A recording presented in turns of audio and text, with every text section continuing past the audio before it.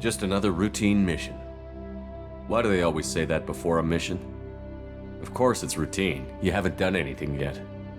It's everything that happens along the way. The choices you make, the paths you choose, that turn the routine into anything but. Of course, that's how it started. A routine mission, answering a distress call. And look where that got me. We were testing out the Normandy, Captain Anderson's new ship, when the distress call came in. An Alliance patrol on Eden Prime had been attacked. They'd seen something they couldn't explain. And whatever it was massive. I hit the ground with my lieutenant, Caden Olenko. A good kid, loyal, by the book, with a talent for biotics. We came across the lone survivor of the patrol, Gunnery Chief Ashley Williams. A soldier to the core. Tough, disciplined, ready to take on whatever came her way. Ashley joined up with us and took us to the spot where she lost her squad. That's when we saw it. The ship. Like nothing I'd ever seen. It was massive, scorching the colony and everything around it as it blasted away. We followed the path of destruction to an artifact, a beacon left by a long-dead race called the Protheans. The colony had dug it up, and whoever attacked them had tried to take it. Chief Williams made the mistake of getting too close. It hit her with some type of energy. I grabbed her and threw her out of the way. That's when it hit me. Hard. Every muscle in my body went rigid. I couldn't move, could barely breathe. Everything went black. And then I saw something. A vision. Dream. A nightmare. By the time I woke up, we were halfway to the Citadel on our way to meet the Council. I was expected to explain what I'd seen. Anderson came along. So did Adina, our political representative on the Citadel. With those two heavyweights, it seemed reasonable we could persuade the Council that the ship we'd seen was a potential threat, as was the individual behind the attacks. The main suspect for the Eden Prime massacre was a Turian Spectre named Saren. He'd been seen by one of the survivors from the colony at Eden Prime, and there was some evidence to suggest that the ship was connected to Saren. But even Adina's pointed accusations weren't enough to convince the Council. They just couldn't believe one of their chosen elite Spectres could be guilty of something like that. They needed proof, which meant I needed proof. Fortunately, I wasn't alone in my search. Garrus, another Turian, wanted to help. A top agent for Citadel Security. Despite orders from his superiors that he shouldn't get involved, he told me he was suspicious of Saren, and he had some useful leads. More importantly, he was willing to share them. That led me to Rex, the biggest, nastiest looking Krogan bounty hunter I'd ever seen. He turned out to be more than just a brute. It was his intel that led to a fugitive with incriminating evidence on Saren. The fugitive turned out to be an energetic little Quarian named Tali. A tech expert with a knack for hacking, she'd procured some information on Saren. Evidence that proved Saren was dirty. Tali's evidence proved that Saren was responsible for the massacre on Eden Prime, and that the immense warship we'd spotted was in fact Saren's flagship. But it went much further. Saren was trying to find a way to bring back a race of sentient machines from dark space. Machines allegedly responsible for cleansing the galaxy of all organic life. These Reapers were blamed for wiping out all life 50,000 years ago, including the Protheans, then disappearing back through the mass relays to dark space, leaving no trace they'd ever been. That explained why Saren was after the beacon, and it made some sense out of my visions. But not much else. We couldn't convince the Council that the Reapers were a threat, but they agreed Saren had to be stopped. They stripped him of his Spectre status and gave me the honor of becoming the first human Spectre. My first task? Bring down Saren. Anderson decided to stay behind, giving up his ship, the Normandy. He told me I would need it more than he would. He also pointed me in a direction. Liara, a Prothean expert, adept in biotics, and maybe most importantly, daughter of Benezia, Saren's top lieutenant. And like most Asari, as beautiful as she is intelligent, and born with a unique ability to meld with other species. Liara was able to help me decipher some of the vision the beacon had given me. Nothing concrete, but it gave me some clues. And a new appreciation for the Asari. Her technique for accessing my vision was unexpected, but not at all unpleasant. Ashley was a little concerned about the connection I shared with Liara. As commander, I knew either relationship had the potential to interfere with the mission. I told Liara about how I felt. Apparently, she'd felt it too. But we agreed we wouldn't let it get in the way of our mission. Finding Saren. Thanks to Liara's help, we had our next lead. Benezia. Saren had taken her to Novarian, where he'd enslaved a dangerous race of insect-like creatures, the Rachni. He ordered Benezia to use the same technique Liara had used on me to extract information from the Rachni Queen. The Queen's drones were everywhere, and they weren't happy. We had to fight through hundreds of them to get to Benezia. By the time we arrived, Saren was gone. With the information. I tried to reason with Benezia, but Saren had indoctrinated her. He had somehow acquired the ability to control people's actions and wills. Benezia wouldn't surrender, and Liara was forced to watch her mother die in her arms. And I was left with an angry, dangerous Rachni Queen to deal with.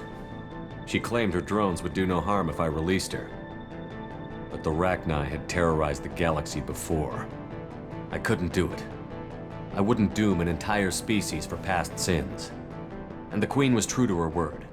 She left and took her army of drones with her. With Saren's top lieutenant dead, he was quickly running out of time and places to hide. I tracked him down at his base on Vermeer, but we soon learned it was more than a base of operations. It was a breeding ground. Saren was breeding an army of Krogan. He'd found a cure for the genophage, a disease inflicted on the Krogan to prevent them from breeding and taking over the galaxy. But the Krogan Saren was breeding were slaves, mindless beasts that obeyed Saren's will. I had to destroy the base, and all its research. Rex disagreed. Violently. Rex wanted the genophage cure for his people. I tried to convince him to help me destroy it, that these Krogan weren't real. But he wouldn't back down.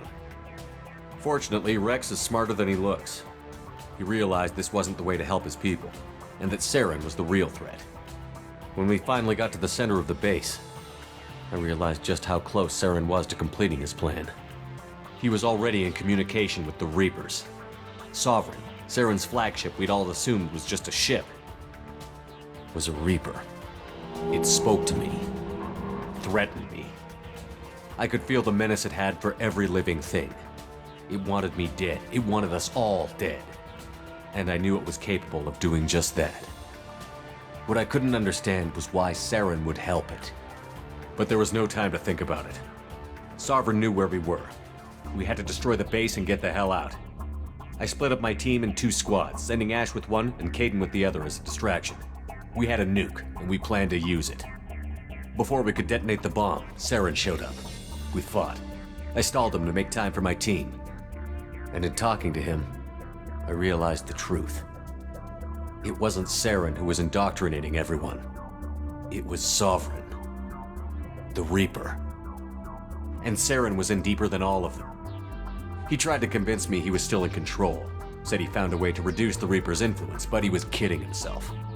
Or believing the lies Sovereign was telling him. Before I could convince him to stop, he ran, leaving me just seconds to extract my squad mates. I tried, but I wasn't fast enough. I could only save one of them. Ash was a good friend and a great soldier, but I had to choose, and I chose Kaidan. That was the last time Saren would slip away from me. I knew then, the next time we met, one of us would die. With my team mostly intact, we chased Saren and his army to Ilos, a long-lost planet that had once belonged to the Protheans. As we prepared for what we knew would be a desperate fight, I spoke to my crew. We were just one ship, against Saren's growing army. I assured them all that despite the odds, we could defeat him. But Liara saw through my words. She knew I was hurting after Ash's death. She could sense my doubts. We both knew this mission could be our last. Until that moment, we'd put our feelings aside for the sake of that mission. But why wait? We gave in to each other, and it was perfect. While it lasted. We arrived on Ilos, close behind Saren. Once on the planet, we discovered a Prothean databank that helped me put the final pieces of my vision together. The Reapers had come 50,000 years ago, and every 50,000 years before that. each time purging the galaxy of life. The Protheans had fought and died, like every species before them. But a few survived long enough to leave a parting gift. The Protheans had discovered that the Citadel was the key to controlling the mass relays. By sabotaging the Citadel, they found a way to close the relays to dark space, slowing the Reapers' return, giving us the time we needed to find a solution to stop the Reapers once and for all. Saren knew this. He was leading his army to take control of the Citadel and re-establish the relays to dark space, bringing the waiting Reapers here to destroy us all. We followed him to the Citadel. It was intact, but heavily damaged. He had caught the Council fleets by surprise, and they were only now regrouping. And with Sovereign as his flagship, there was little hope the fleets could counterattack with enough strength to take back the Citadel. But Saren was done running, and I was done chasing him. As the Alliance and Citadel fleets battled Saren's army outside, I cornered the Turian bastard in the Citadel tower and confronted him. He died believing that the Reapers would save him. As I fought to regain control of the Citadel, the Council's flagship, the Destiny Ascension, fell under attack. Despite Saren's death, Sovereign and Saren's army continued to fight. The Council was aboard the Destiny Ascension, and they were requesting assistance. But I knew in order to help them, I would have to put our Human Alliance fleet in jeopardy. The Council had to be saved. They represented the hearts and minds of the galactic community. Without them, the fleets would be in disarray. Even with the Citadel back in my control, Saren defeated, and the Normandy leading the combined galactic fleet, the battle against Sovereign, a single Reaper, was relentless. It took the combined fleets of humanity and the other races, but in the end, Sovereign fell. But the costs were immense. While humanity's efforts in the war earned us our first seat on the Council, it was a hollow victory. The Reapers were still out there. I knew the fight was far from over, but as the one who'd led the fight against Saren, I was given new responsibilities. The choice of humanity's first counselor was left for me to decide. On the one hand, Udina, the lifetime politician. Ruthless and ambitious, he would easily navigate the political landmines that would soon be put in front of him. The other choice, Captain Anderson, the career soldier. Tough but fair, but a friend, and someone I could trust. Both great leaders in their own right. Anderson didn't want the job, which was a sure sign he'd be perfect for it. No ambition to get in the way. The war was over. The threat had passed. In time, the Council would rebuild itself. The Citadel could be repaired. Even the pain of lost friends would fade. But none of that mattered if the Reapers were still out there. And if they were all as powerful as Sovereign, we had to find a way to stop them. I had to find a way. I gathered my crew, took my ship, and went in search of answers. Officially, the Council would only say I was assigned to cleanup duty, rooting out any remnants of Saren's army.